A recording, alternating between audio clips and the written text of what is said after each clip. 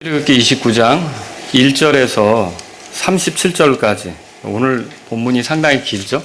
1절만 같이 읽겠습니다. 읽습니다. 그들을 거룩하게 하여 제사장의 직무로 나를 섬기도록 하기 위해 내가 그들에게 행할 일은 이러하니라. 어린 수소 1마리와 흠없는 순양 2마리를 취하고. 아멘. 자, 이 본문은 그 제사장 위임식을 다루고 있어요. 그러니까 제사장을 세울 때 어떤 절차를 거쳐야 하는지, 어떤 것들을 해야 되는지 이걸 다루고 있는 게 이 본문이다 할 수 있습니다.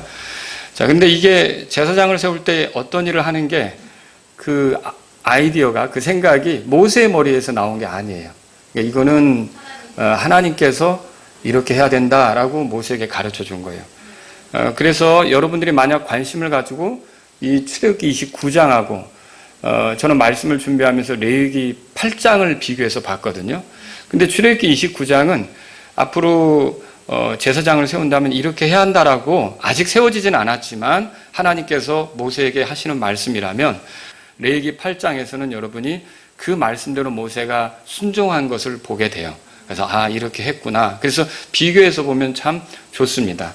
자, 누가 그러면 제사장으로 위임이 되는가 볼 수 있는데요. 1절 한번 다 같이 읽어볼까요? 1절. 그들을 거룩하게 하여 제사장의 직무로 나를 섬기도록 하기 위해 내가 그들에게 행할 일은 이러하니라. 어린 수소 1마리와 흠없는 순양 2마리를 취하고 그랬어요. 여기서 그들을 거룩하게 하여 그랬어요. 여기서 말하는 그들은 누굴까요? 아론과 그의 아들들이죠. 이게 아무나 제사장 일을 하는 게 아닙니다. 하나님께서 정한 사람, 하나님께서 제사장으로 부르신 사람들이 제사장 일을 하는 거죠. 모세도 못하는 거예요. 모세는 지금까지는 제사장이었어요. 어떻게 보면 아론을 세우고 아론의 아들들을 세우면서 이제 그 역할을 다 그 아론의 가문에게 넘기게 되는 그런 일을 여기서 하는 거죠. 자, 여러분, 제사장 직무는 아무나 할 수도 없고요. 오늘날 우리가 비춰볼 때도 예수님과 특별한 관계가 있는 사람들, 그러니까 예수님을 통해 구원받고 예수님이 자신의 구주요 주님인 걸 믿는 사람들이 오늘날 제사장으로서 섬기는 거다, 이렇게 말할 수 있습니다.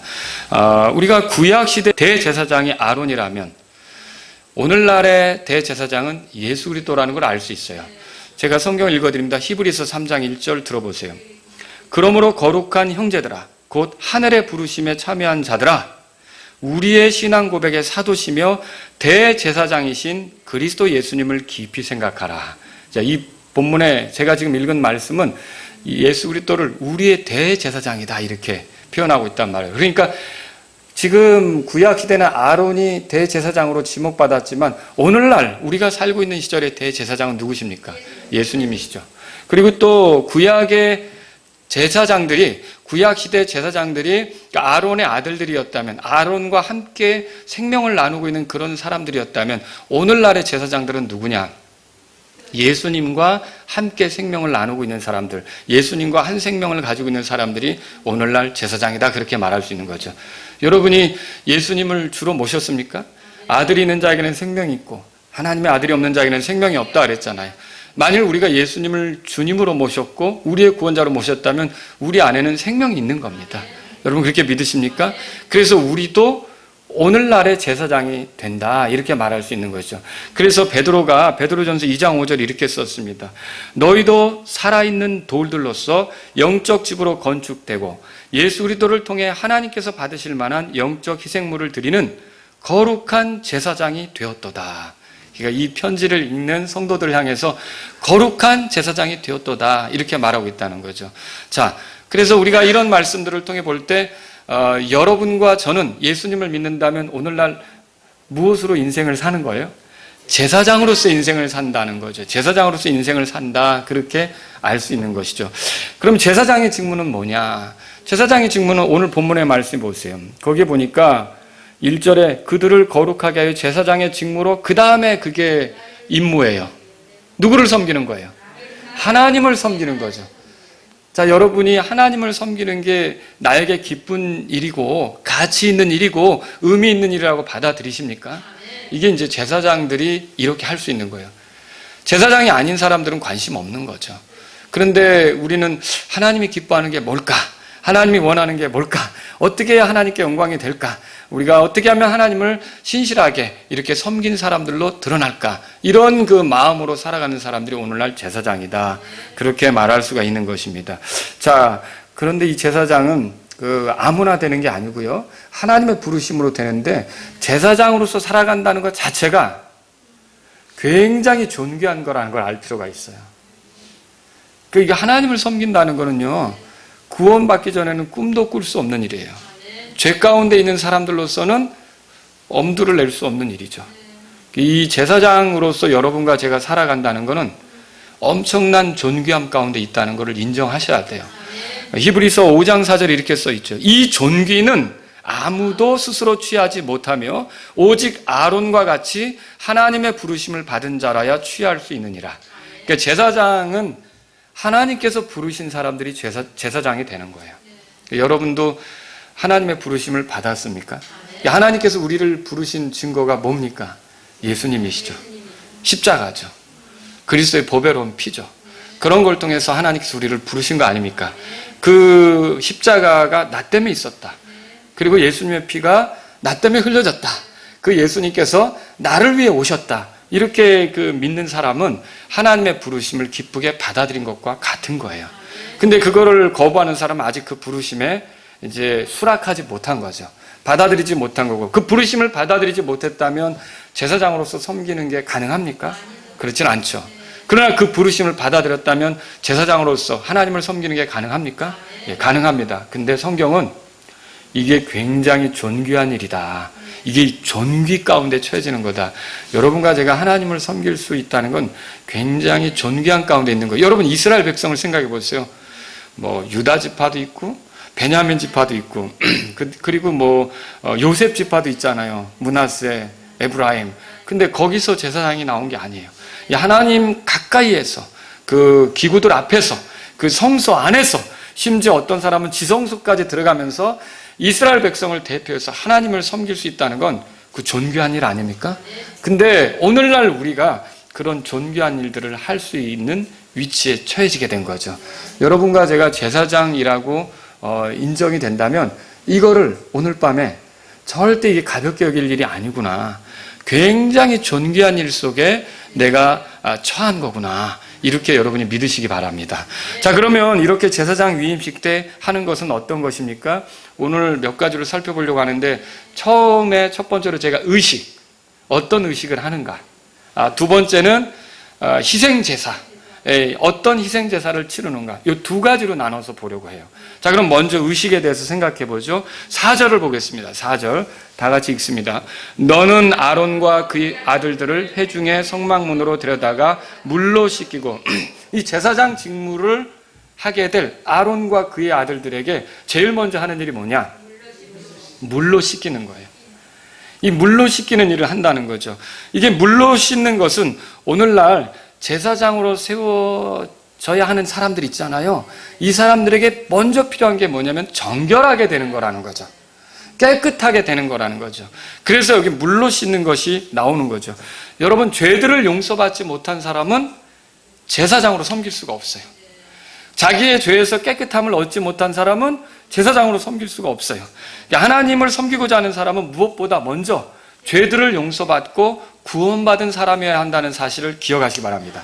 여러분, 죄들을 용서받으셨습니까? 그리고 구원받으셨습니까? 그러면 여러분이 정결하게 된 게 맞습니까?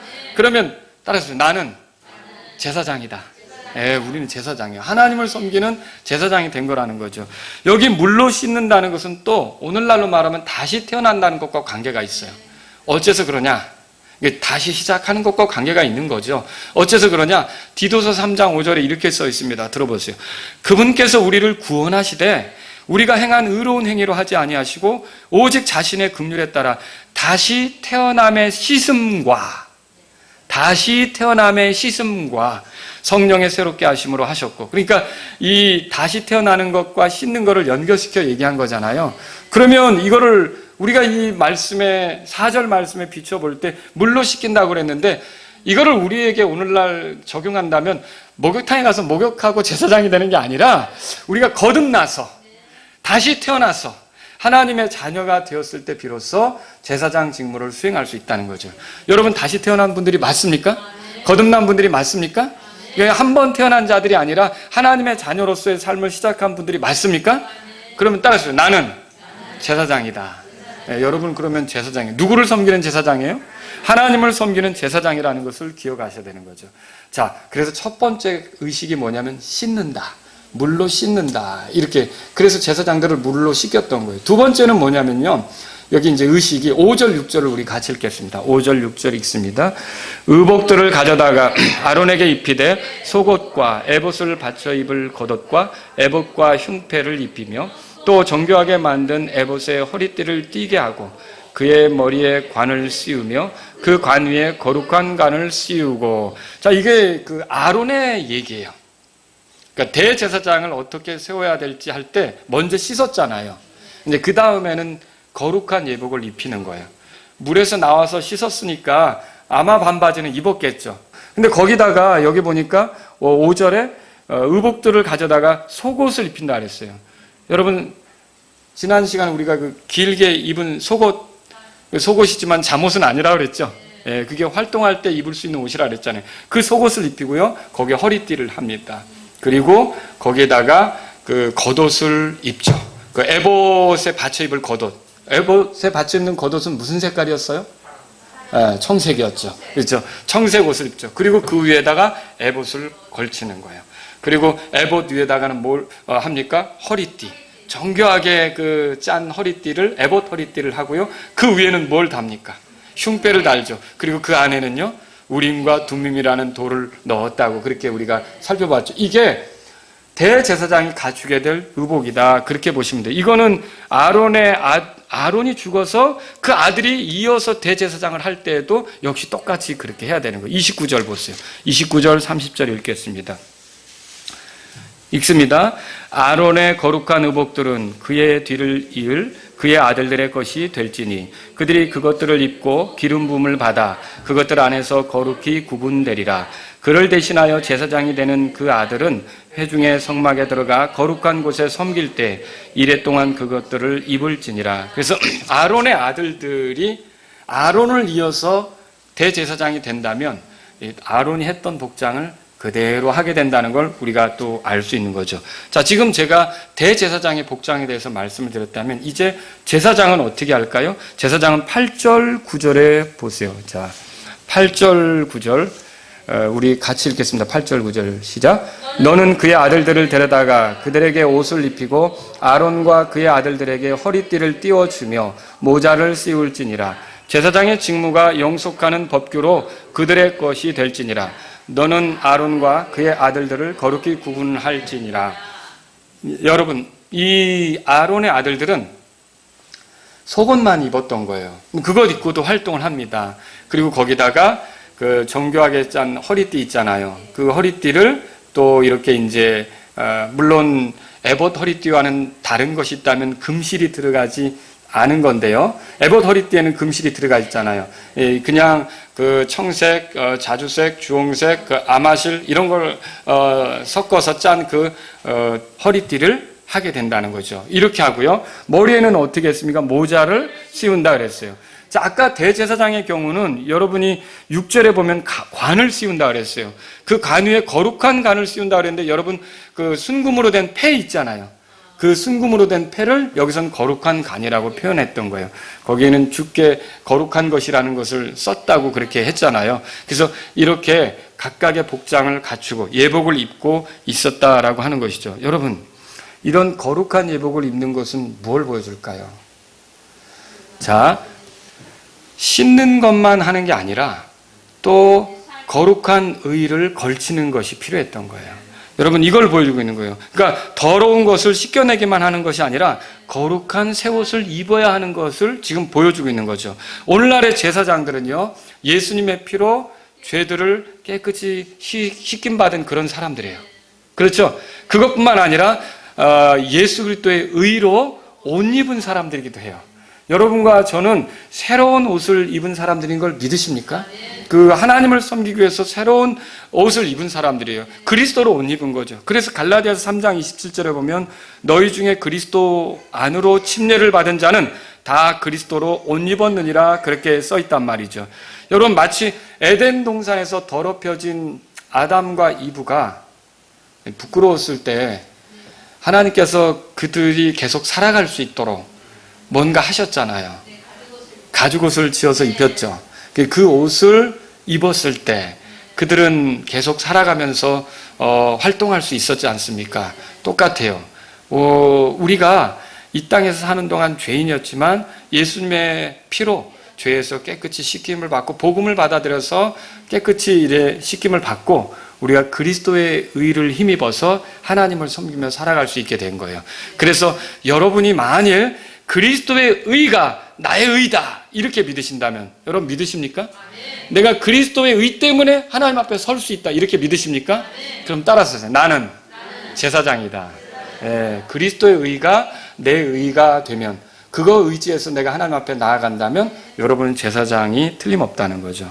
세 번째는 뭘 하냐면 7절 보실래요? 7절. 자, 첫 번째는 뭐였죠? 물로 씻었죠. 두 번째는요? 예복을 입었죠. 거룩한 예복을. 세 번째는 이거예요. 세 번째 7절 다 같이 읽습니다. 기름 부음에 쓸 기름을 가져다가 그의 머리에 부어 그에게 기름을 바를지니라 그랬어요. 이 기름 부음에 쓸 기름은 사실은 성막, 그 안에 있는 모든 것에 발라 그 성막에 있는 그 기구들을 거룩히 구별하는 그런 데 쓰는 그 기름이에요. 근데 이런 기름의 일부를 제단에 7번 뿌리기도 하고요. 그 다음에 또 제단과 그 모든 기구들에 뿌리기도 하지만 결국 이 기름을 가지고 아론의 머리에 붓는 거예요. 아론을 기름 붓는 거죠. 자, 이 기름 부음은 오늘날 우리에게 뭘 또 보여주는 거냐면 사실 성령님을 모시는 것과 관계가 있는 거예요. 여러분, 우리 안에 거하시는 성령님은 이제 우리가 하나님을 섬길 수 있게 됐다는 걸 보여주는 거예요. 여러분, 우리가 성령님으로 인해서 기름 부음 받는 자들 같이 되는 거예요. 구별된단 말이죠. 그러니까 성령님이 우리 안에 들어와 계심으로써 우리가 이전에는 세상에서 우리 욕심을 위해 살아가던 사람들이라면 이제는 하나님의 영광을 위해 살 수 있게 구별되는데 성령님을 통해서 그렇게 된단 말이죠. 그래서 여러분에게 묻고 싶은 거예요. 내 안에는 성령님이 계시다. 성령님이 내 안에 사시고 있고 나는 성령님과 동행하고 있다. 이렇게 말씀하실 수 있어요? 그럼 따라서 나는 제사장이다. 그렇게 되면 하나님을 섬길 수 있는 제사장이 된 거라는 거죠. 그러니까 이게 성령님을 모신 사람들이 모여서 교회를 이루는 것도 놀라운 거예요. 그래서 이 연합을 그 기름에다가 또 표현했어요. 그 아름다움, 연합의 아름다움을. 그래서 시편 133편 1절 2절에 보면 보라 형제들이 하나가 되어 동거함이 어찌 그리 좋으며 어찌 그리 기쁜가. 그것은 마치 수염, 곧 아론의 수염 위로 흘러내려 그 옷자락까지 내려간 머리 위에 귀중한 기름 같고 이렇게 써 있어요. 그러니까 이 성도들이 연합한 그 아름다움을 그 흘러내리는 기름에다가 이렇게 표현했던 거죠. 이게 교회는 사실은 다양한 사람들이 모입니다. 학력도 다양해요. 살아온 고향도 다 달라요. 출신지도 다 다르다는 말이죠. 재능도 다 다르고요. 또 추구하는 그 취미 이런 것도 다 달라요. 근데 이런 다양한 사람들이 이렇게 모이게 되는 것이 무엇 때문인지 아시겠습니까? 성령님 때문이라는 거죠. 그래서 고린도전서 12장 13절에 보면 성령님께서 인도하셔가지고 결국은 우리가 침례에도 순종하고 교회 안으로 들어오게 되는 것을 말하고 있는 거죠. 그래서 이 성령님은 우리 각자가 하나님을 위해서 구별되게 할 뿐만 아니라 또 이렇게 구별된 사람들끼리 자연스럽게 연합되게 만드는 놀라운 분이시라는 거죠. 그래서 여러분이 나는 성령님과 함께 사는 사람이고 성령님을 모신 사람들과 쉽게 연합할 수 있습니다. 이렇게 고백할 수 있다면 따라해서 나는 제사장이다. 제사장이라고 말할 수 있는 거예요. 여러분 이렇게 나는 하나님을 섬기는 제사장이라고 말할 수 있겠습니까? 예. 그럼 이제 두 번째로 우리가 생각해 볼 게 뭐냐면 제사예요, 제사. 제사장 위임식에는요, 하나님께 드리는 것이 필요했는데 29장 2절, 3절 뭘 준비하는지 보겠습니다. 자, 1절 끝에는요, 어린 수소 한 마리와 흠없는 순양 두 마리를 취한다고 되어 있죠. 자, 2절, 3절 다 같이 읽겠습니다. 또 누룩 없는 빵과 누룩을 넣지 않고 기름을 섞어 만든 납작한 빵과 누룩을 넣지 않고 기름을 발라 만든 얇은 과자를 취하라. 너는 밀가루로 그것들을 만들어 한 바구니에 담고 그것들을 바구니에 담은 채 그 수소와 순양 두 마리와 함께 가져올지니라. 자, 3절 끝에도 수소와 순양 두 마리를 가져와라 그랬어요. 자, 이 수소는 1절에 의하면 어린 수소라고 되어 있어요. 그러니까 짐승이 모두 몇 마리가 필요해요? 3마리죠. 요 수소 한 마리, 그 다음에 순양 두 마리. 요거를요, 요 3마리를요, 각각 희생을 드리게 돼요. 이제 그거를 우리가 제사장 위임식 때 어떻게 희생을 드리는지 보려고 해요. 첫 번째는 뭐냐면요, 이 수소를요, 어린 수소를 죄헌물로 드린다는 거예요. 그러니까 죄헌물로. 뭐 생각해 보세요. 누구의 죄를 처리해야 될 것 같아요? 누구의 죄를 처리할 것 같아요? 이 제사장이 되는 사람들의 죄를 해결해야죠. 그들이 하나님 앞에 서는 건데, 먼저. 그런 것이 필요하다는 거죠. 그래서 여기에 보면은 이제 수소의 머리에 안수하는 것을 우리가 볼 수가 있고요. 수소의 머리에 안수할 때 이 안수는 뭘 의미하는 거냐면 그 아론과 아론의 아들들의 죄를 그 수소에게 넘기는 것과 같은 거예요. 그러면 그 수소가 죽을 때 결국 누구의 죄 때문에 죽는 거예요? 아론과 그 아들들의 죄 때문에 죽는 게 되는 거죠. 그래서 수소에게 안수한다는 건 죄를 넘기는 거고요. 수소가 피를 흘려요. 그 피는 아론과 그 아들들의 죄 때문에 속죄의 의미로 흘려지는 피가 되는 거란 말이죠. 자, 그래서 결국은 화해를 이루게 됩니다. 그래서 그들 죄가 하나님의 진노를 일으켰지만 이 그 수소의 피가 결국은 하나님의 진노를 멈추게 하고 그들이 하나님 앞에서 계속 이렇게 이제 섬기며 살아갈 수 있게 만든다는 거죠. 오늘날 우리가 그 하나님을 섬기는 제사장이 되도록 이 수소와 같은 역할을 하는 분이 계세요. 예수님이시죠. 예수님이 피 흘리시며 속죄의 피를 흘리시며 이렇게 할 때 우리가 그 피공로로 결국은 하나님을 섬길 수 있는, 그래서 사실은 이 아론과 그 아들들을 하나님과 화해를 시키듯이, 그러니까 우리와 하나님을 화해시키는 게 뭐냐. 자, 아론과 그 아들들을 하나님과 화해시킬 때 수소의 피가 사용됐잖아요. 이게 사실 어떻게 보면 모형인데 실제로 모든 인간들과 하나님을 화해시키는 것은 예수님의 피입니다. 예수님이 그 역할을 하는 거죠. 골로새서 1장을 찾아보세요. 골로새 1장 20절 제가 읽을게요. 그분의 십자가의 피를 통해 화평을 이루사. 자, 하나님과 우리가 화평을 이룬다고 돼 있죠? 예.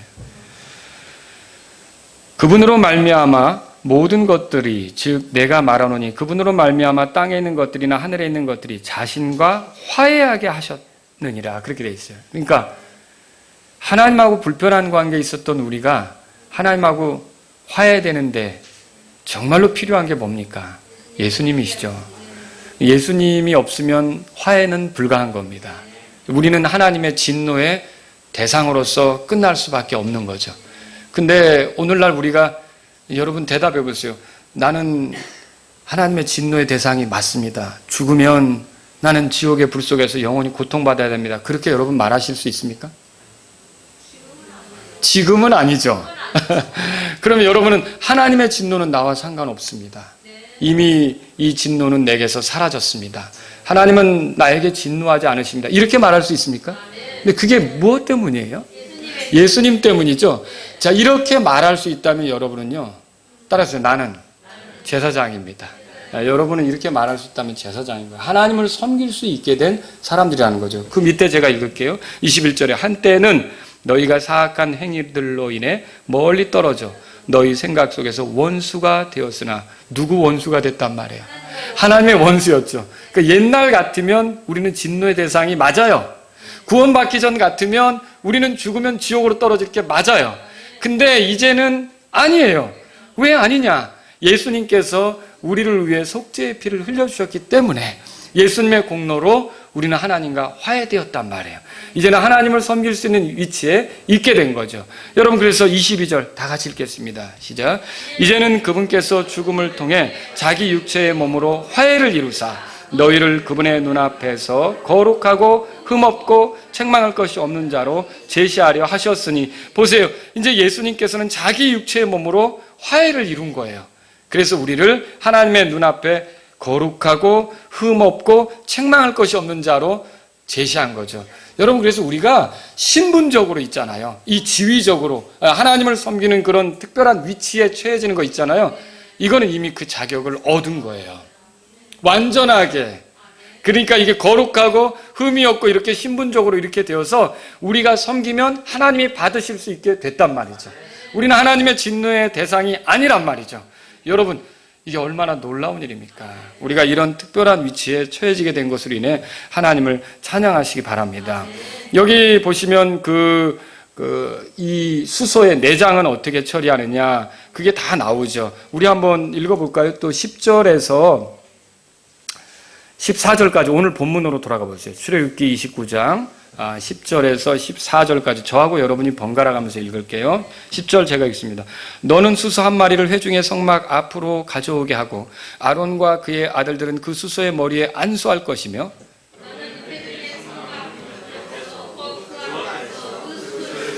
네, 조금 전에 제가 안수한다고 얘기했죠?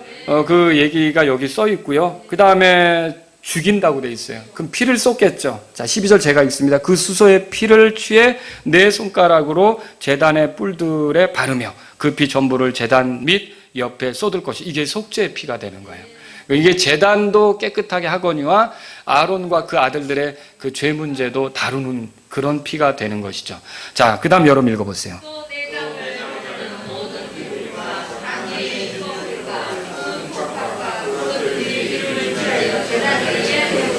예, 그래서 여기 내장, 덮는 기름, 모든 기름, 내장을 덮는 모든 기름, 간 위에 있는 꺼풀, 두 콩팥, 이게 내부의 장기에 있는 것들이죠. 이런 기름들을 취해서 제단에서 태우라고 되어 있어요. 14절은 다 같이 읽겠습니다.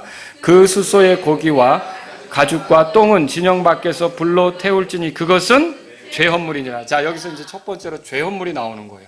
그러니까 수소로 죄헌물로 드린다는 거죠. 누구의 죄를 처리하겠어요?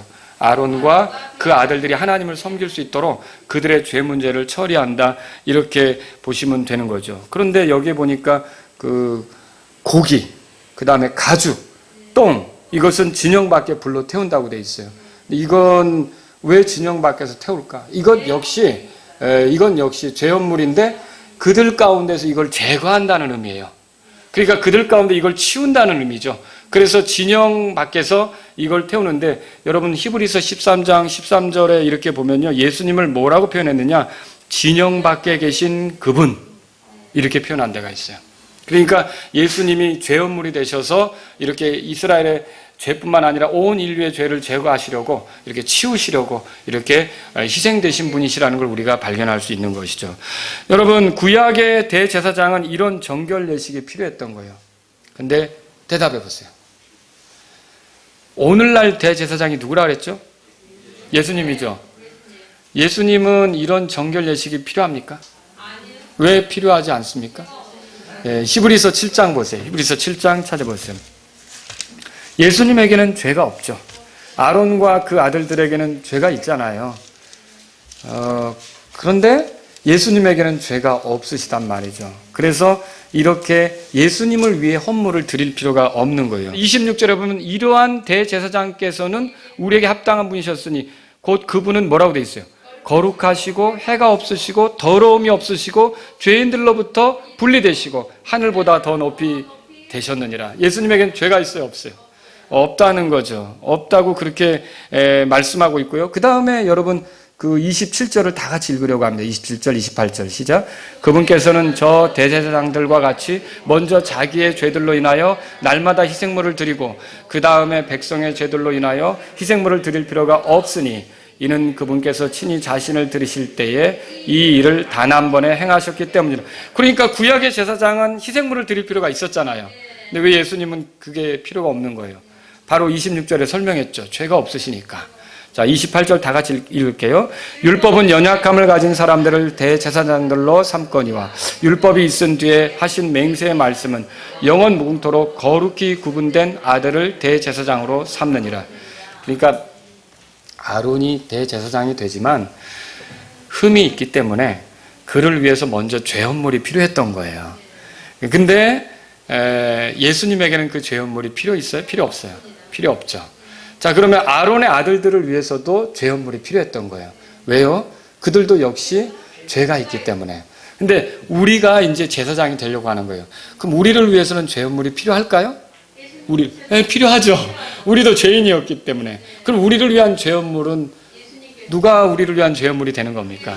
예수님께서 죄헌물이 되는 거죠. 그래서 예수님께서 나를 위한 죄헌물이다. 이렇게 믿으신다면 여러분 그렇게 믿으세요? 따라하세요. 나는 제사장이다. 예수님이 나를 위한 죄헌물이라고 믿으시면 여러분은 제사장이라는 사실을 꼭 기억하셔야 돼요. 이 존귀한 위치에 있는 거라는 거죠. 두 번째 희생은 뭐냐? 두 번째 희생은 뭐냐면요. 순양 한 마리로 번제 헌물을 드리는 거예요. 자, 여기 순양이 몇 마리가 준비되어 있습니까? 사실 두 마리죠. 그 중에 한 마리를 처리한다고 보시면 돼요. 17절, 18절 읽겠습니다. 시작. 그 순양을 여러 조각으로 자르며 그것의 내장과 다리는 씻어서 조각낸 고기와 그것의 머리와 함께 두고 그 순양 전부를 제단 위에서 태울지니라. 그것은 주께 드리는 번제 헌물이요 향기로운 냄새니 곧 불로 예비하여 주께 드리는 헌물인 번제 헌물이라고 표현되어 있죠. 예. 자, 15절 거기 16절 또 같이 읽어보죠. 시작. 또 너는 순양 한 마리를 취하고 아론과 그의 아들들은 그 순양의 머리에 안수할 것이며 너는 그 순양을 죽이고 그것의 피를 취하여 제단 위에 돌아가며 뿌리고. 자, 지금 그래서 이렇게 이어진 거예요.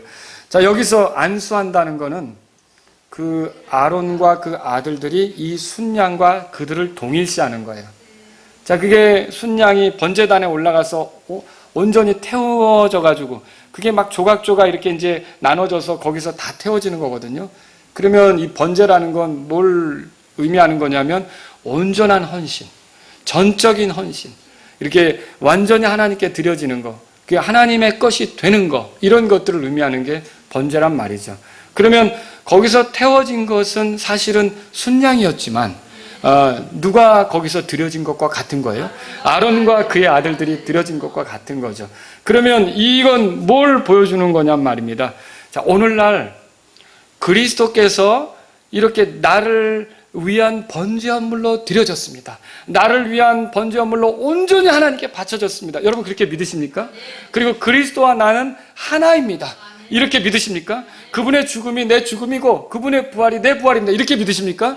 그러면 여러분도 기억해야 될 게 나도 하나님께 온전히 드려지게 된 사람이라는 걸 믿으셔야 돼요.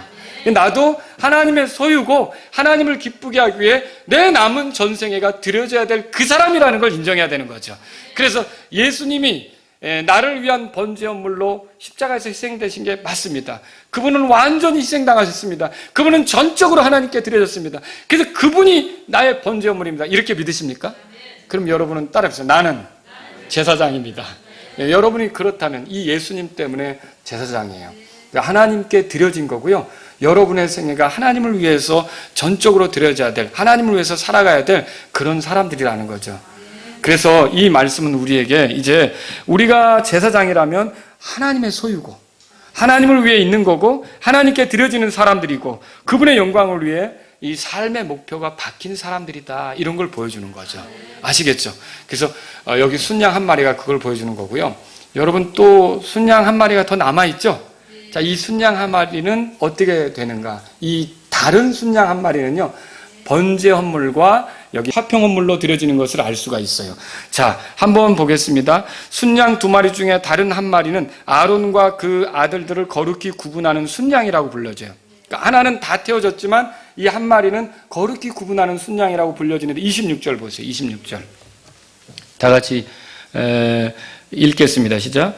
너는 아론을 거룩히 구분하는 순양의 가슴을 취해 주 앞에서 흔들어 요제 헌물로 삼을지니 그것은 내 몫이 되리라. 여기서 주목해야 될 건 이거예요. 아론을 거룩히 구분하는 순양.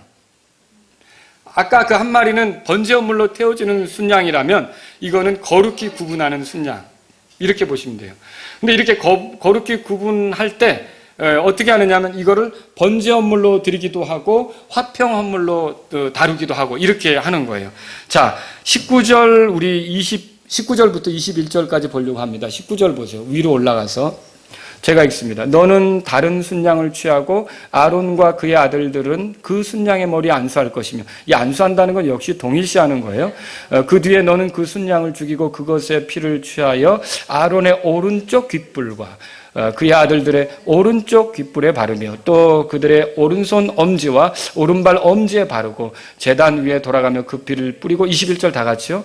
제단 위에 있는 피와 기름 부음에 쓸 기름을 취하여 아론과 그의 의복들과 그의 아들들과 그와 함께한 그의 아들들의 의복들에 뿌릴지니라. 그리하면 그와 그의 의복들과 그의 아들들과 그와 함께한 그의 아들들의 의복들이 거룩하게 되리라. 이 거룩하게 구분하는 순양이라 그랬잖아요. 이 순양을 안수해서 동일시하고 이거를 죽인 다음에 이 피를 취해서 이 오른쪽 귓불 그리고 오른쪽 엄지 또 오른쪽 발가락 이렇게 피를 바르는 거예요. 머리끝부터 발끝까지 이렇게 거룩히 구분하는, 거룩히 구별하는, 주님을 왜 따로 있게 됐다는 표시로 이런 예식을 치르는 거죠. 이런 희생을 치르는 거예요. 그리고 그 기름 부음에 쓸 때 사용했던 그 기름하고 이 피를 섞어서 의복에 뿌린다는 거예요. 그러면 어떻게 하냐? 그 의복도 거룩하게 되고 거룩히 구별된다는 것을 우리가 성경을 통해서 보는 거죠. 자, 피하고 기름이 결국 아론의 의복, 그 다음에 제사장들의 의복을 이렇게 이제 거룩하게 만들었는데, 여러분 사람을 거룩하게 하는 것은 성령님과 피입니다. 여러분 피를 깊이 생각할 때, 다시 말하면 예수님이 왜 피를 흘렸는지, 무엇을 위해 피를 흘렸는지, 누구를 위해 피를 흘렸는지, 어떤 심정으로 피를 흘렸는지, 이 피에 대해서 깊이 묵상이 들어가면 들어갈수록 우리가 함부로 살 수가 없습니다. 그러니까 결국은 그 피를 가볍게 생각하면 육신적이 되는 문제가 나오는 거죠. 그러나 십자가에서 흘려졌던 예수님의 피가 나에 대한 사랑의 증표며 내가 거룩하게 살기를 바라는 그런 뜻이 담긴 것이고, 내가 이전과는 다른 방식으로 돌아서서 살도록 자신의 모든 것을 쏟아부은 그런 사건이었다. 그 피 흘림이. 이렇게 믿게 되면 어떻게 될까요? 사람이 달라지겠죠. 또 성령님의 인도를 받으면 사람이 달라집니다. 우리의 삶에는 전에는 육신적으로만 살 수밖에 없었지만 지금은 성령님이 들어와 계십니다. 그리스도 안에 있는 자들은 성령님을 따른다고 했잖아요. 하지만 그리스도인이라도 육신을 따르면 하나님을 기쁘게 할 수는 없습니다. 그러나 그리스도인인 우리가 성령님을 따르면 하나님께서 기뻐하시는 열매들이 풍성히 맺혀질 것이고, 그리고 하나님께서 영광 받으시는 삶이 될 거라는 거죠. 그래서 사람을 거룩해 하는 것은 이렇게 성령과 피다, 예수 그리스도의 피다, 이렇게 우리가 여기서 발견할 수 있는 거죠. 여러분, 거룩히 구분하는 순양으로부터 기름과 꼬리와 내장을 덮는 기름과 간꺼풀, 이런 두 콩팥, 이런 것들을 어떻게 처리하는지 22절부터 보려고 합니다. 22절. 제가 읽고 여러분이 읽고 25절까지 번갈아 가면서 읽죠. 제가 읽습니다. 또 너는 그 순양의 기름과 꼬리와 내장을 덮는 기름과 간 위의 꺼풀과 두 콩팥과 그것들 위에 기름과 오른쪽 어깨를 취할지니, 여기 오른쪽 어깨라는 말에 주목하세요. 이는 그것이 거룩히 구분하는 순양이기 때문이니라. 자, 이걸 이제 취하라 그랬죠? 그 다음 23절 읽어보세요.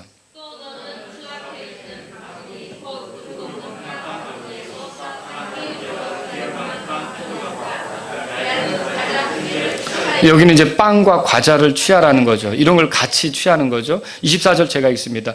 모두를 아론의 손과 그의 아들들의 손에 놓고 그것들을 흔들어서 주 앞에 요제 헌물로 삼고, 여기 이제 요제가 나오면 이렇게 헌물을 들고 흔든다고 생각하시면 되고요. 거제가 나오면 이렇게 들어 올린다고 생각하시면 되는 거예요. 아시겠죠? 그렇게 이해하시면 돼요. 25절 다 같이 읽을게요. 너는 그들의 손에서 그것들을 받아 제단 위에서 번제 헌물로 주 앞에 향기로운 냄새로 태울지니 그것은 불로 예비하여 주께 드리는 헌물이니라. 여기 번제 헌물이 나오죠. 이 아론을 거룩히 구분하는 순양의 그 내부에 그 있는 그런 것들 있잖아요. 그 다음에 또 오른쪽 어깨 있었잖아요. 이거 그 다음에 이제 빵들하고 과자 이런 거 있잖아요. 이런 것들을 다 거기 제단에 올려놓고 태우는 거예요. 그게 이제 태운 번제 헌물이 되게 하는 거죠. 이렇게 번제 헌물로 드리는 건 누구를 위해서 그렇게 하는 걸까요? 하나님을 향해서, 하나님을 위해서 태우는 거예요. 하나님께서 받으시도록 그렇게 하는 거라고 여러분 보시면 됩니다. 자, 그러면 그 다음, 이게 이제 여기서, 그 다음에 이제 그 가슴이 26절에 너는 아론을 거룩히 구분하는 순양의 가슴을 취해 주 앞에서 흔들어 요제의 헌물로 삼을지니 그것은 내 몫이 되리라. 이건 이제 모세가 먹어도 되는 거죠. 이거는 이제 모세가 취할 수 있는 것이 되는 거고, 27절, 우리 읽어볼까요? 27절. 너는 아론과 그의 아들들을 위한 순양 곧 거룩히 구분하는 순양에서 취하여 흔드는 것과 들어 올리는 것과 즉 요제 헌물의 가슴과 거제 헌물의 어깨를 거룩히 구별할지니라. 그래서 여기에 보시면 여러분 그 또 다른 어깨가 하나가 나와요. 아까 오른쪽 어깨가 있고 또 다른 어깨가 나오는데 이거는 이제 아론의 몫으로 주어지는 거죠. 자, 31절, 32절 보세요. 읽겠습니다. 너는 거룩히 구분하는 순양을 취하여 거룩한 곳에서 그것의 고기를 삶고 아론과 그의 아들들은 회중의 성막문 옆에서 그 순양의 고기와 바구니에 있는 빵을 먹을지니라. 자, 아까 이 내부 장기의 일부를 태우고 오른쪽 어깨를 태웠잖아요. 누구한테 드린 거였어요? 하나님께 드린 거였죠. 근데 또 다른 어깨 한쪽하고 가슴 이런 거는 삶아서 먹을 수가 있었던 거예요. 삶아서 먹을 수가 있었다는 거죠. 근데 그 누가 먹어요? 아무나 못 먹어요. 이건 제사장들만 먹어요. 아론만 먹어요. 그리고 아까 가슴은 모세의 몫이라 그랬잖아요. 그래서 33절, 34절 우리 한번 보겠습니다. 시작. 그들은 속지 않은 데 쓰는 그것들을 먹어 자기를 거룩히 구분하고 거룩히 구별하여 그것들이 거룩함으로 낯선 자는 그것들을 먹지 말지니라. 거룩히 구분하는 고기나 빵이 조금이라도 아침까지 남아있으면 너는 남은 것을 불로 태울지니라. 그것은 거룩한즉 그것을 먹지 말지니라. 자, 이게 이 고기가 여기 하나님께 일부를 드렸고 일부는 나온 건데 이거는 제사장하고 그러니까 아론 이렇게 먹는 거잖아요. 다른 사람들에게 먹도록 허용됐습니까? 아니요. 먹을 수 없어요. 그들은 거기에 참여할 수 없어요. 그리고 또 이게 이게 남겨져가지고 다음 날까지 남는다면 이건 먹을 게 아니라 태워서 이렇게 없애라고 이렇게 주님이 명령하신 거죠. 이렇게 해서 제사장 직무를 수행하는데 1회 동안 이렇게 합니다. 1회 동안 35절 보세요. 35절. 자, 근데 이제 제가 35절 너는 내가 내게 명령한 모든 것에 따라 아론과 그의 아들들에게 이와 같이 행하여 1회 동안 그들을 거룩히 구분할지니라. 이거 1회 동안 이렇게 하는 거예요. 그러니까 이 제사장 직무 위임식이 굉장히 기네요. 하루에 끝날 게 아니었어요. 일주일 가는 거예요. 아시겠죠? 그러면서 36절에는 너는 속죄를 위한 죄업물 수소 한 마리를 날마다 드리고, 그러니까 이거 한 번 잡는 게 아니었네요. 매일마다 잡아야 되네요. 7마리가 죽어야 되는 거네요. 그렇죠? 또 제단을 위해 속죄했을 때는 제단을 정결하게 하며 제단에 기름을 부어 그것을 거룩히 구별할지니라 그랬어요. 너는 1회 동안 제단을 위해 속죄하여 그것을 거룩히 구별할지니라. 그리하면 그것이 지극히 거룩한 제단이 될 것이요 그 제단에 닿는 것은 무엇이든지 거룩하게 되리라. 이렇게 거룩하게 만드는 거죠. 자, 우리 아까 27절 읽었죠? 자, 27절 읽었는데요. 28절을 마저 읽고 넘어가겠습니다. 28절 다 같이 읽겠습니다. 시작. 그것은 거제 헌물이므로 영원한 법규에 따라 이스라엘 자손에게 취하여 아론과 그의 아들들의 것이 되게 할지니라. 그것은 이스라엘 자손에게서 취한 거제 헌물 곧 그들이 화평 헌물로 드리는 희생물 중에서 취한 헌물로서 주께 드리는 그들의 거제 헌물이 될지니라. 화평 헌물이란 말이 나와요. 그러니까 마지막에 잡았던 그 순양은 일부가 번제 헌물이 되고 일부는 화평 헌물이 돼요. 근데 여기서 이제 중요한 거는 이 의미가 되게 특이해요. 그게 뭐냐면요. 이걸 하나님에게 태워서 바쳤잖아요. 그 오른쪽 어깨는 하나님에게 바쳤잖아요. 근데 왼쪽 어깨는 누가 먹어요? 아론이 먹어요. 왜 이렇게 할까요? 왜 이렇게 할까요? 여러분, 이게 하나의 재물을 놓고 같이 먹을 수 있는 관계가 된 거예요. 그러니까 하나님이 오른쪽을 취하셨다면 왼쪽은 아론과 그의 아들들이 취하는 거죠. 그러면 여러분, 음식을 같이 먹을 수 있게 됐다는 것은 서로 화평하게 되었다는 뜻이에요. 서로 적의를 품고 있으면 같이 밥이 넘어갑니까? 여러분, 그 불편한 사람하고 밥 먹으려고 할 때 얼마나 소화 안 됩니까? 근데 서로 막 마음이 다 터져서 화평한 사이라면 먹으면서 침 튀기고 웃고 얼마나 즐겁게 먹을 수 있어요. 그렇죠? 근데 여기서 이게 마지막으로 잡는 순양 한 마리는 그들을 거룩히 구분하는 건데, 이 순양의 용도가 뭐냐면 하나님과 그들을 화평하게 해주는 거예요. 그래서 한쪽은 하나님이 취하시면 제단에서, 나머지 한쪽은 삶아서 아론과 그의 아들들이 먹으면서 같이 이렇게 식사를 나눌 수 있는 그런 가까운 사이가 되었다는 뜻이죠. 이렇게 가까운 사이가 되어야 하나님을 섬길 수 있는 거예요. 그렇지 않으면 이 음식은 다른 사람들이 와서 먹을 수 있었습니까? 못 먹게 했잖아요. 그러면 여러분, 제가 여러분에게 묻고 싶은 거예요. 여러분은 정말 하나님하고 가까운 사이가 되었습니까? 예수님 때문에 하나님하고 가까이 교제할 수 있는 사이가 되느냐는 거죠. 하나님하고 사귈 수 있는 사이가 되느냐는 거죠. 그럼 따라서 나는 제사장이다. 여러분, 그러면 하나님을 섬길 수 있는 제사장이 된 거라는 거죠. 오늘 이 말씀은 우리가 이렇게 특별한 그 예수 그리스도의 놀라운 일들을 통해서 하나님과 아주 가까워져서 하나님을 섬길 수 있는 제사장이 되는 것이다. 여기 지금 이 아론과 그 아들들을 구분하는 순양이라는 건 우리를 구분하는 예수 그리스도의 모형이거든요. 예수 그리스도가 찢기셔서 하나님도 만족시키고 우리도 이렇게 복이 되게 하셨으니까 이 예수 그리스도로 인하여 우리가 하나님하고 가까워진 거예요. 같이 교제할 수 있는 사이가 된 거죠. 그럼 여러분이 이런 사이가 됐다면요, 제사장이라는 사실을 알고 하나님 섬기는데 여러분이 더 이렇게 열정적이 될 수 있기를 바랍니다. 자, 이제 말씀을 정리해 볼게요. 만일 여러분이 하나님의 말씀으로 정결하게 되었다면 여러분의 신분은 뭐예요? 제사장이에요. 또 다시 태어남의 씻음을 경험했다면 여러분은 그러니까 뭐예요? 이제 제사장이죠. 그리고 그리스도로 옷 입었다면 여러분은 뭐예요? 제사장이란 말이에요. 그리고 예수 그리스도의 피로 속죄받았다면 여러분 뭐예요? 제사장이에요. 성령을 모시고 있다면 여러분 뭐예요? 제사장이에요. 우리의 생애는 제사장으로서 살아가도록 이렇게 불러준 거예요. 목사만 제사장이에요? 아니에요. 따라서 나도 제사장이다. 구원받은 사람은 다 제사장이라는 거죠. 그러면 여러분 보세요. 계시록 1장 5절에서 6절에 보면 이런 말이 있어요. 처음 나신 분이시며 땅의 왕들의 통치하신 예수 그리스도로부터 은혜와 평강이 너에게 있기를 원하노라. 우리를 사랑하사 자신의 피로 우리의 죄들에서 우리를 씻으시고 하나님과 자신의 아버지를 위해 우리를 왕과 제사장으로 삼으신 분께, 즉 그분께 영광과 통치가 영원 무궁토록 있기를 원하노라. 여러분, 예수님의 피로 내가 씻김 받았다. 그러면 예수님이 나를 제사장으로 만들었다고 믿으셔야 되는 거예요. 누구를 섬기도록요? 하나님을 섬기도록. 자, 이 말씀에 의해서 여러분 제사장의 임무가 뭔지를 꼭 기억하시도록 말씀드리고 싶어요. 제사장의 임무는 하나님을 섬기는 겁니다. 그리고 이 섬기는 것은 몸으로 하는 거예요. 물론 마음에서부터 나와야 되겠죠. 그러나 기도도 여러분 이게 마음에서부터 나오는 거지만 우리 몸으로 기도에 이렇게 헌신을 해야 되는 거예요.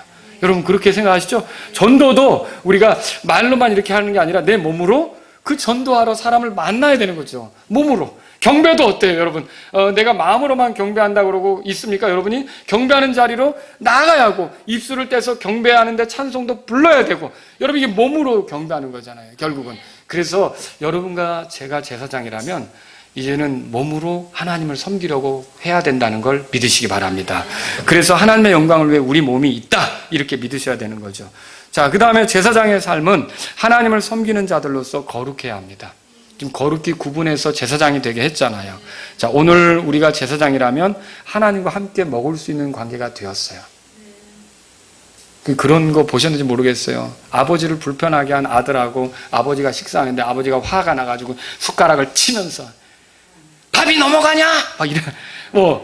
그러면 여러분, 하나님하고 우리가 하나님의 뜻에 맞추지 않게 이렇게 살아가면서 하나님하고 교제하려고 그러면 하나님이 우리를 불쌍히 여기셔서 자꾸 기회를 주시는데 그거 우리가 이해 못하고 하면 얼마나 그 관계를 우리가 망치는 사람들이 될까요? 그렇죠?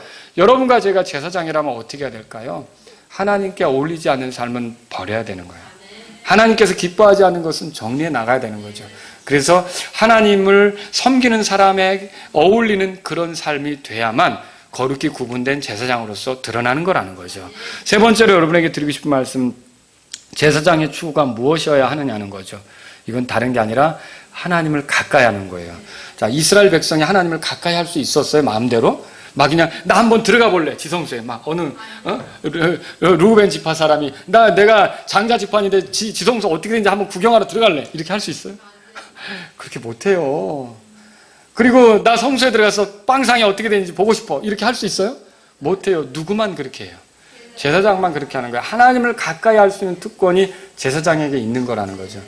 여러분과 제가 하나님을 가까이 할 수 있는 특권이 있다면 하나님을 가까이 하는 삶을 추구하시기 바랍니다.